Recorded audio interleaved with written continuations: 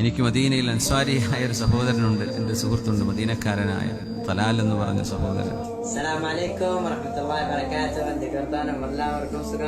അള്ളാഹു അദ്ദേഹത്തിനും അദ്ദേഹത്തിന്റെ ഉമ്മയുണ്ട്, വളരെ സ്നേഹനിധിയായ ഒരു ഉമ്മ.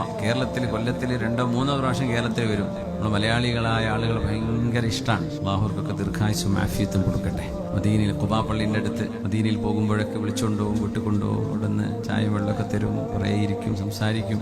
ഉമ്മ ഇടയ്ക്ക് വിളിക്കും, മോനേന്ന് വിളിക്കും, അങ്ങനെ വിളിക്കുക, എൻ്റെ മോനാണെന്ന് പറഞ്ഞിട്ട് സംസാരിക്കും. എനിക്കൊരു ഉമ്മയുടെ സ്ഥാനമുള്ള ഒരു ഉമ്മയാണ് തലാൽ എന്ന മകൻ. വളരെ നല്ലൊരു ചെറുപ്പക്കാരൻ, മാഷാ അല്ലാഹ്. അദ്ദേഹത്തിന്റെ സുഹൃത്തുണ്ട് അക്ബർ, മലയാളിയാണ്, അരീക്കോട്ടുകാരനാണ്. അവരാണെങ്കിലോ ചങ്ക് ബ്രോ എന്നൊക്കെ നമ്മൾ കേട്ടിട്ടുണ്ട്. ഇവരെ പോലത്തെ ചങ്കുകളില്ല, ഞാൻ കണ്ടിട്ടില്ല. കാരണം തലാൽ എന്നത് സൗദിയാണ്, അവന്റെ കഫീലാണ്. തലാലും അക്ബറും രണ്ടാൾക്കും ഒരു വാട്സപ്പും ഒരു ഫോണേ ഉള്ളൂ. ബാക്കി നമ്മൾ വിചാരിച്ചത് തലാൽ ചോറ് വയ്ക്കണമെങ്കിൽ അക്ബർ ചോറ് വയ്ക്കണം, അക്ബർ ഉണ്ടെങ്കിൽ തലാൽ തിന്നുള്ളൂ. അക്ബറിന് തലാൽ ഇസ്തിരി ഇട്ട് കൊടുക്കും, തലാലിന് അക്ബർ ഇസ്തിരി ഇട്ട് കൊടുക്കും, രണ്ടാളും അങ്ങോട്ട് കൊടുക്കും.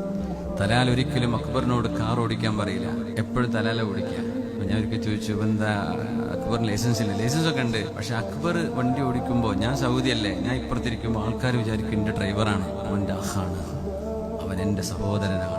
അതൊക്കെ മദീനക്കാർക്ക് ആ മനസ്സ് വരും. വല്ലാത്ത സ്നേഹം. എന്റെ ഡ്രൈവറാന്ന് നാട്ടുകാർ വിചാരിക്കാൻ പാടില്ല. എന്നോട് ഇടയ്ക്ക് പറയും, മന്ദിച്ചു തരണേ, ഞങ്ങൾ രണ്ടാക്കും കണ്ണേറ് കൊള്ളുന്നുണ്ട്, കാരണം ഞങ്ങൾ ഇങ്ങനെ നടക്കുക ഒരുമിച്ച്. റുചൈബ് എന്ന് പറയുന്ന ഒരു ജ്യേഷ്ഠനുണ്ടായിരുന്നു, അദ്ദേഹം മരണപ്പെട്ട ഒരു ആക്സിഡന്റിൽ. അന്നാണ് അക്ബർ അവിടെ എത്തുന്നത്. ഉമ്മ പറഞ്ഞു, ഈ അക്ബർ ഇനി എൻ്റെ മകനാണ്, മരിച്ചുപോയ മകന്റെ സ്ഥാനത്താണ്. രണ്ടാൾക്കും